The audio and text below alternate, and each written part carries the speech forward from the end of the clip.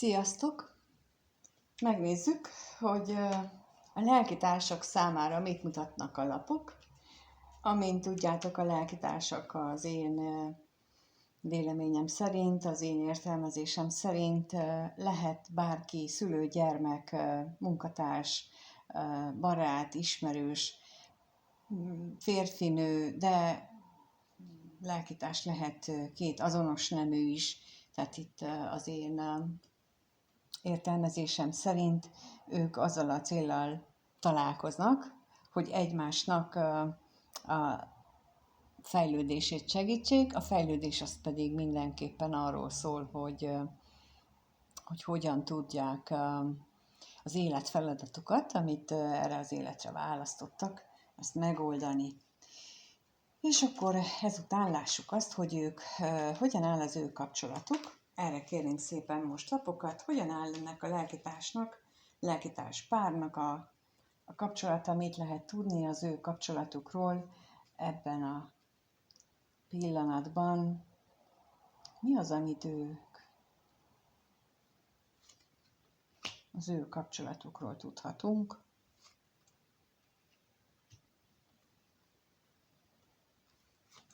Mit tudhatunk az ő kapcsolatukról?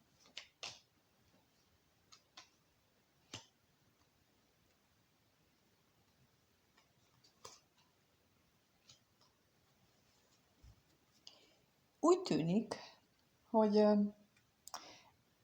az ő esetükben vannak remények, vágyak egy tartós kapcsolatra, és lehet, hogy titokban, és lehet, hogy így fű alatt, és nem teljesen bevallott módon, vagy nem is tudatosult bennük, de ezek a kedves érzések, amit egymás iránt éreznek, ezek egy egészen elmélyültek, és egy egészen mély szeretetérzéssé alakultak át.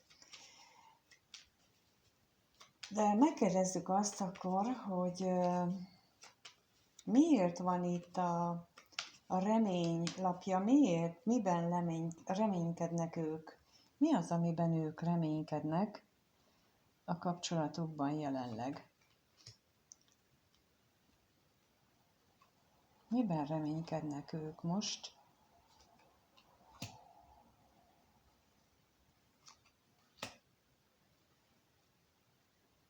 Hát úgy mutatják, mintha ők jelenleg nem lennének együtt, valamilyen távolság lenne köztük, és ritkán vagy egyáltalán nem tudnak találkozni, nem tudnak egymásnak örülni, és azt mutatják, hogy az lenne abban reménykednek, az lenne a vágyuk, hogy ez így pozitív irányba változzon, és hogy ezt jobban meg tudják élni. És lássuk akkor, hogy a házasság lapjával kapcsolatosan mi ez itt? Mit mutat ez a...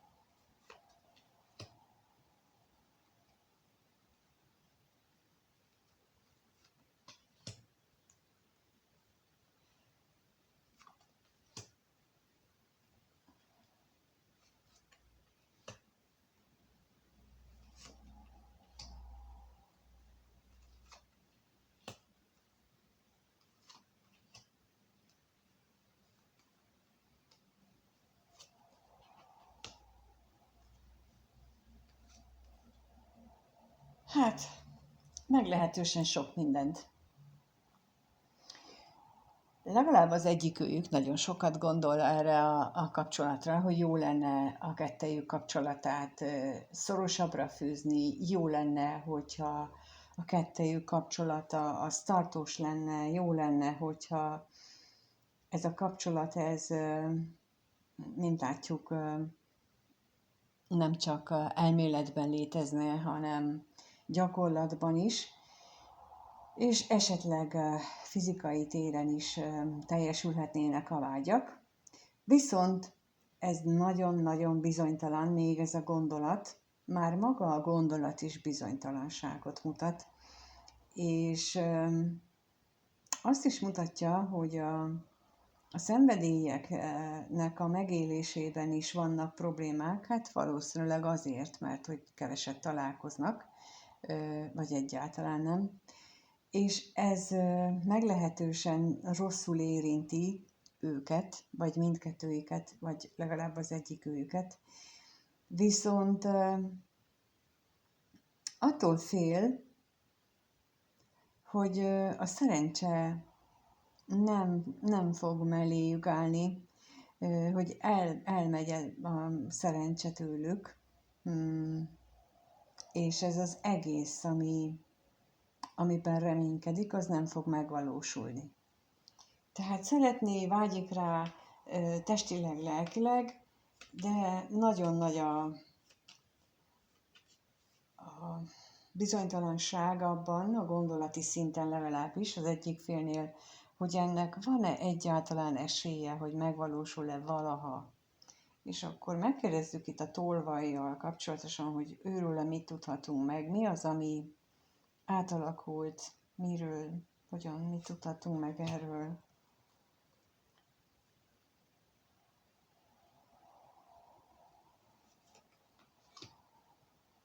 Olyan, mint hogyha... Igen.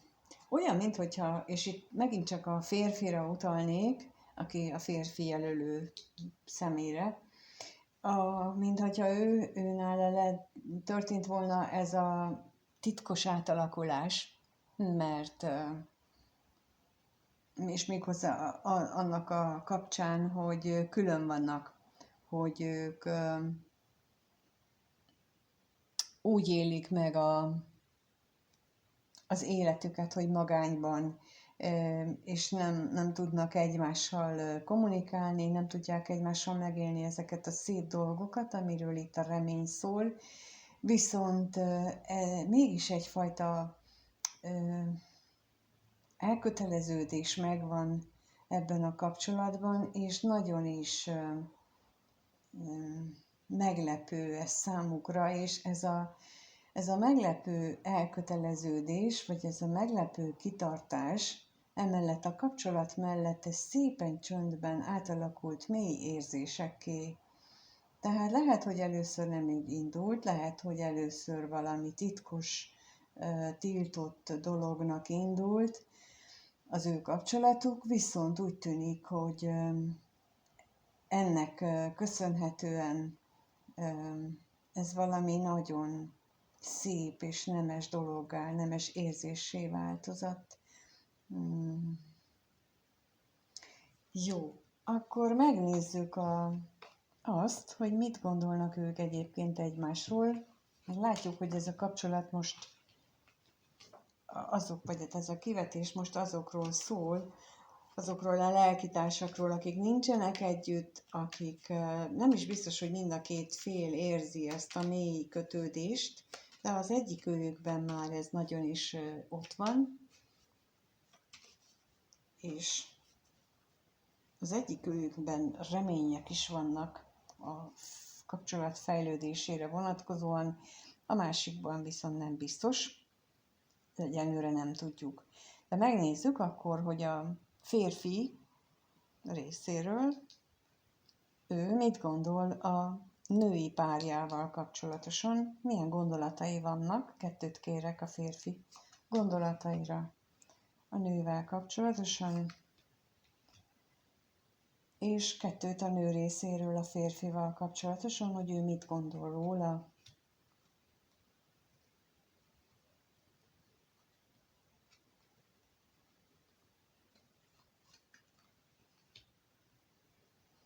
Hát a férfi részéről az előbbi támasztja alá, amit láttunk, hogy ő hűségesen és kitartóan úgy gondol rá, hogy az ő találkozásuk az egy nagyon szép találkozás, egy nagyon jó, hogy találkoztak, és akkor kérnék szépen még itt bővebb információt itt a látogatásra.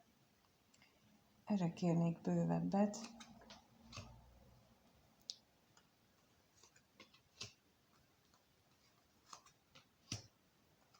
És a hűségre is kérnék szépen.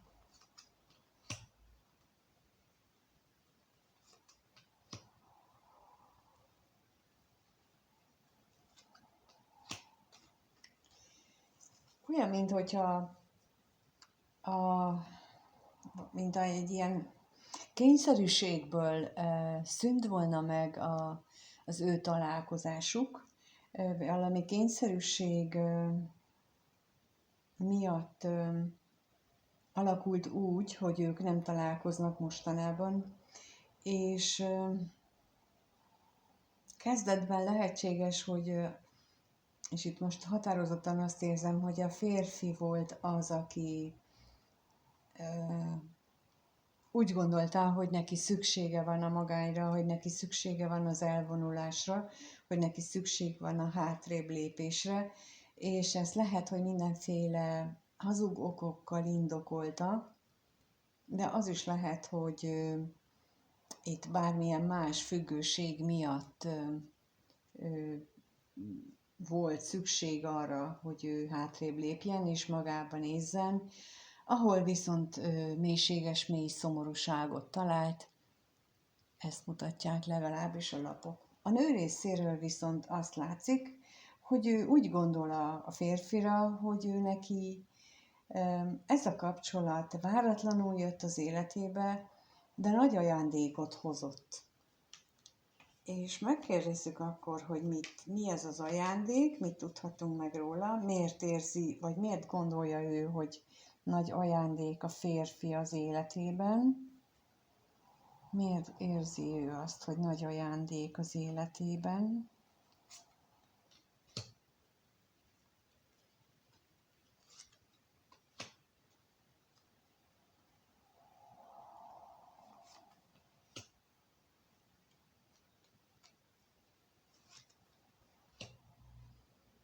És a váratlan örömre is kérnék szépen.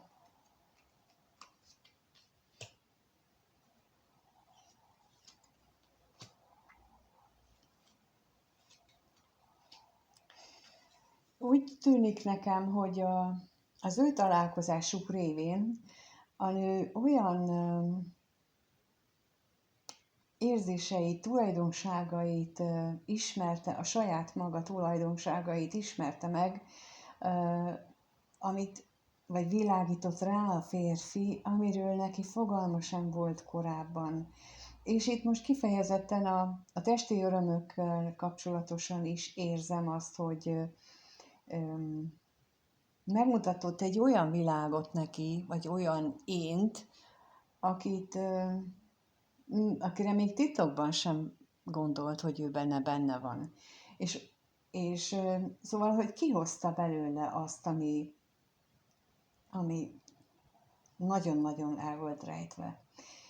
Ugyanakkor pedig olyan dolgokról is beszélt neki, amit még korábban nem nagyon hallott, és amitől, mint hogyha akadályok dőltek volna le benne, mint hogyha felszabadult volna, mert olyan érzések, gondolatok váltak láthatóvá a férfi által, azzal, hogy ő elmondott, vagy ahogyan ő látta a nőt, hogy teljesen meglepte és váratlanul érte a nőt a férfinak a látásmódja, és ez is oka annak, hogy a férfira így egy ajándékként gondol. És akkor lássuk azt, hogy mit éreznek ők egymás iránt, mert nagyon szép gondolataik vannak, mind a ketten úgy érzik, hogy a másik valami csodát vittek végre az életükben. És akkor lássuk, hogy mit éreznek egymás iránt. Tehát mit érez a férfi a nő iránt? 2 lapot kérek szépen, mit érez a férfi a nő iránt? Mit érez? Mit érez? És a nő mit érez a férfi iránt?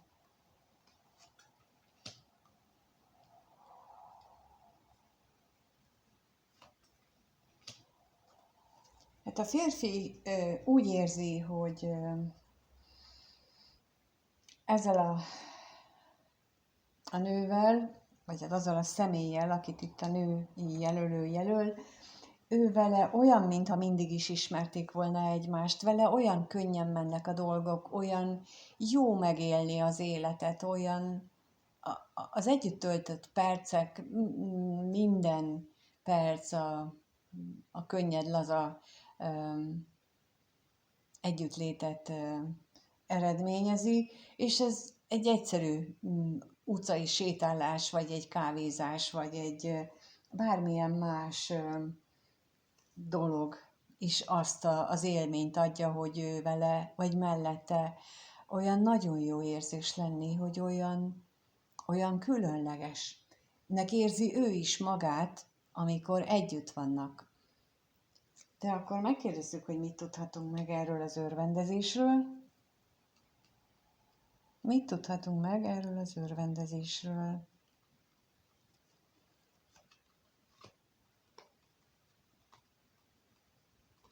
Mit tudhatunk meg? És az állandóságról?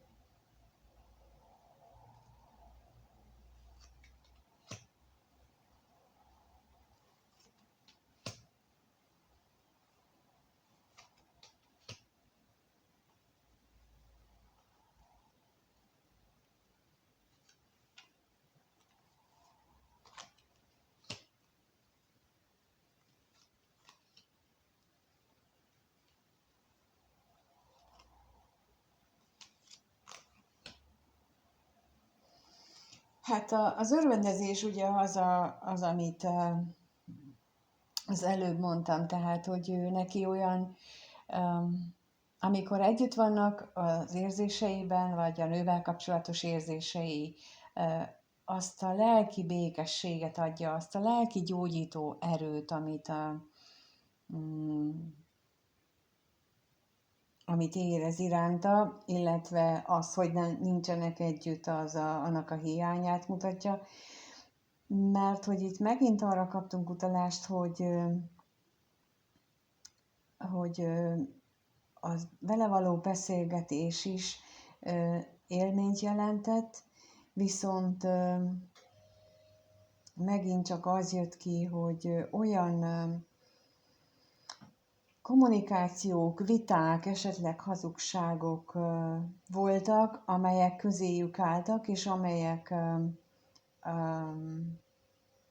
ezt a jelenlegi helyzetet előidézték, de a férfi úgy gondolja, hogy mégis szerencsés, mégis boldognak érzi magát attól, hogy ismeri ezt a nőt.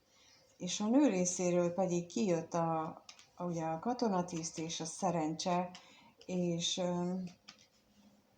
ugyanez, mint amit az előbb mondtam a férfinál, tehát hogy a nő is úgy érzi, hogy függetlenül attól, hogy ők nincs közöttük kommunikáció, nem nagyon vannak együtt, vagy nem nagyon találkoznak, esetleg nem nagyon beszélnek, mégis egy nagy ajándék, nagy szerencse az élettől, hogy egyáltalán létezik a férfi. És akkor most kérnék szépen így a katonatisztre, hogy mi ez a távolság, mit tudhatunk meg erről.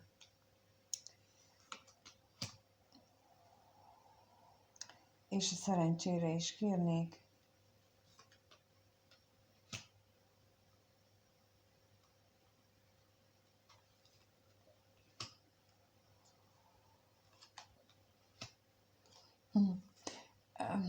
Bizonytalan a nő abban, hogy lesz-e újrakezdés. Fél is tőle, reménykedik is benne, bizonytalan ebben, de ugyanakkor, amit az előbb mondtam, hogy minden szomorúsága dacára mégis egy ajándéknak tekinti ezt a férfit, vagy ezt a szemét, aki neki a lelkitársa, mert egy csodát kapott tőle. És hogy hogyan alakul ebbe az ő kapcsolatuk, ebben még nem tudja, nagyon bizonytalan, fél is tőle, hogy nem biztos, hogy újrakezdés lesz. Minden esetre ennek ellenére mégis nagyon hálás azért, hogy vannak ők egymásnak. No, és akkor megnézzük azt, hogy mind a ketten nagyon szeretnék azt, hogy találkozzanak, hogy valahogy újrainduljon ez az egész, bár egyikőjük sem tudja, vagy egyikőjük sem reméli, hogy ez megtörténik, de akkor mit tudhatunk meg róla, hogyan alakul az elkövetkezendő 1-2 hétben. Hogyan alakul az elkövetkezendő 1-2 hétben ennek a lelkitársnak, párnak a kapcsolata, mit tudhatunk meg róla, hogyan alakul az ő kapcsolatuk.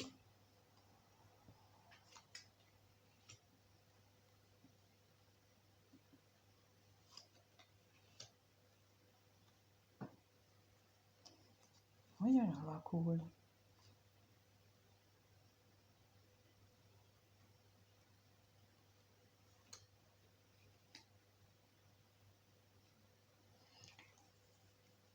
Úgy tűnik, hogy nem sok esély van arra, hogy itt a jelenlegi helyzet változzon. Nem sok esély van arra, hogy örvendezés, tehát az együtt megélt örömök bekövetkezzenek, de az azért lehetséges, hogy azok az áltatások, azok a nem igazmondások, amiket egymásnak esetleg mondtak, azokat legalább önmagukban felülbírálják. És itt én kifejezetten azt érzem, hogy ez szükséges ahhoz, hogy a találkozásuk majd egyszer bekövetkezzen. Tehát, hogy ez a régi hazugságok, a régi függőségek, azok megváltozzanak, az olyan, mintha előfeltétele lenne annak, hogy ők újra találkozhassanak. És ez lehet egy szellemi fejlődésnek az eredménye is, de megkérdezzük, hogy mit jelent itt a kevés pénz. Mit jelent itt a kevés pénz, mit tudhatunk meg róla bővebbet.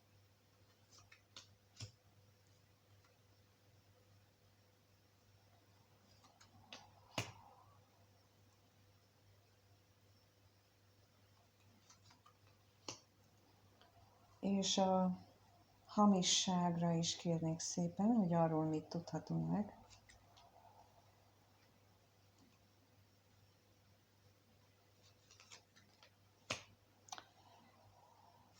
Hát a vágyak, azok megvannak. A vágyak útjában viszont a távolság az, mint akadály megjelenik, és nem csak a távolságban itt akadályként, hanem a függőséghez kapcsolódóan úgy tűnik, hogy egy családi hitrendszer az, ami nagyon akadályoz, ami ezt a félelmet, ezt a toxikusságot, hát sok esetben a alkohol és esetleg drog problémát okozza,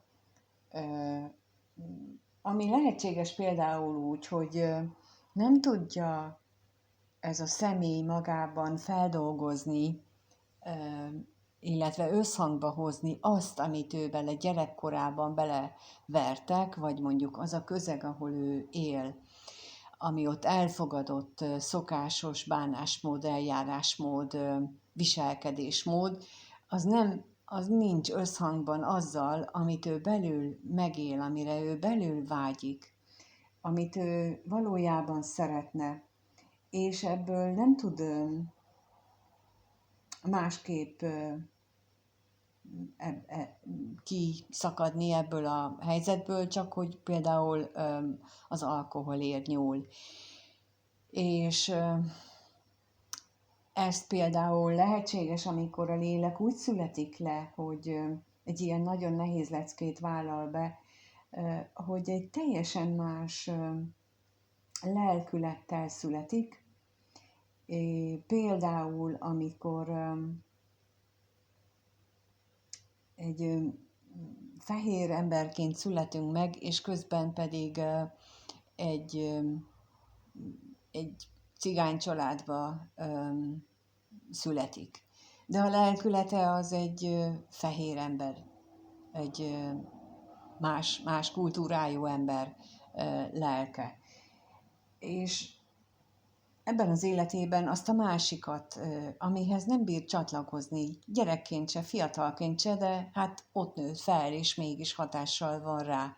Sőt, genetikailag örökli annak a családnak az összes dolgát, de a lélek az meg hozza a maga feladatát, és ez a kettő olyan elképesztő ellentmondásba kerül, hogy ezt nagyon nehéz feldolgozni, és ilyenkor lehetséges nagyon is az, hogy így elmenekül a valóság elől, nem akar ezzel szembenézni, és amikor nem akarunk szembenézni ezekkel a problémákkal, bár belül érezzük, hogy valami dolgunk van, olyankor van az, hogy ilyen alkoholhoz vagy droghoz nyúlunk, vagy hasonló megéléseket teszünk.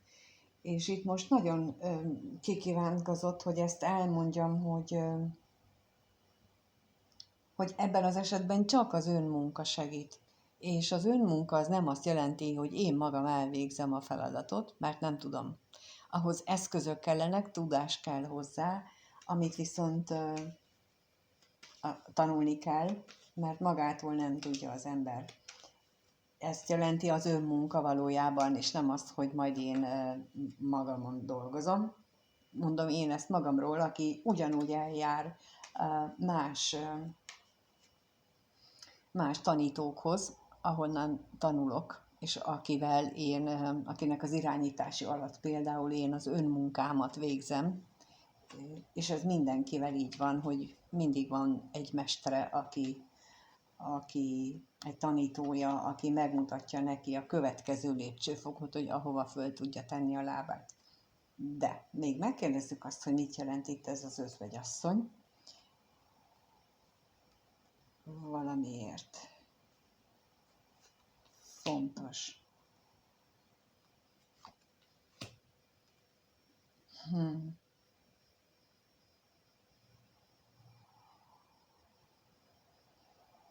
Ellentét van.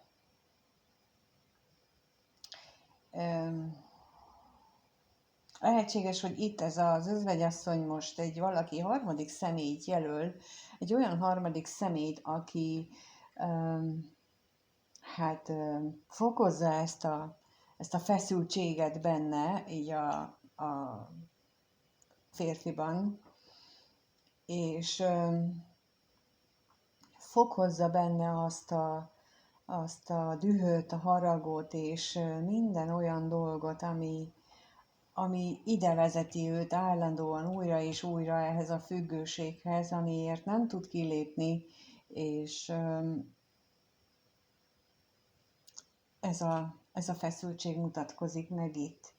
Ebben az esetben viszont mindenképpen javaslom, hogy ha mondjuk nem ti vagytok, ez az özvegyasszony, hanem ti egy másik valaki vagytok, akkor nem a ti dolgotok ezt a férfit megmenteni.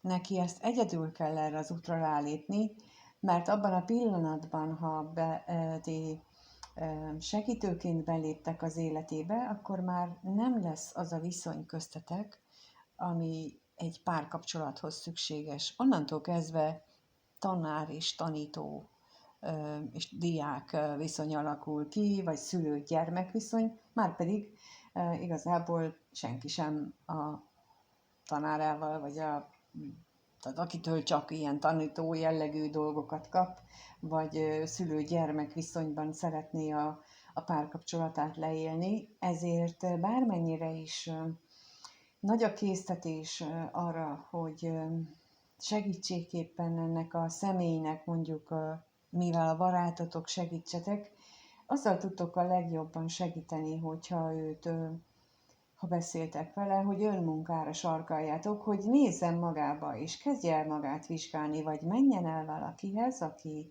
aki tud neki segíteni, hogy ezt a borzasztó belső dilemmát, ami itt van, vagy ha bennetek van, akkor magatokban, ezt fel tudjátok dolgozni, mert addig nem nagyon lesz előrelépés, mint mondtam itt az elején, tehát, hogy itt olyan, mintha ennek a találkozásnak, vagy a folytatásnak feltétele lenne, hogy ezeket le tudjátok győzni magatokban. Hát ennyit jelenleg, amit így el tudok mondani. Én köszönöm szépen, hogyha itt voltatok. Ha egyénileg szeretnétek megnézni, hogy hogyan áll a ti kapcsolatotok, akkor azt is megtaláljátok a leírásban. Ha ilyen segítségre van szükségetek, akkor abban is tudok segíteni, keressetek a lenti elérhetőségeken, és egyébként pedig eszközöket a Lélekedzők Facebook csoportban a tagok számára időről időre megjelentetek, ami valóban az önmunkához egy-egy segítséget ad, nem helyettesíti és nem az egészet, de legalább valamit, hogy el lehessen kezdeni a foglalkozást, az önmagaddal való foglalkozást, úgyhogy annak is az elérhetőségét itt lent megtalálod, beléphetsz oda a csoportba, és köszönöm még egyszer, hogy itt voltál, köszönöm, ha tetszik és lájkolod, és köszönöm azt is, hogyha feliratkozol, ha még nem vagy feliratkozva, és mindannyiótoknak minden jót kívánok, sziasztok!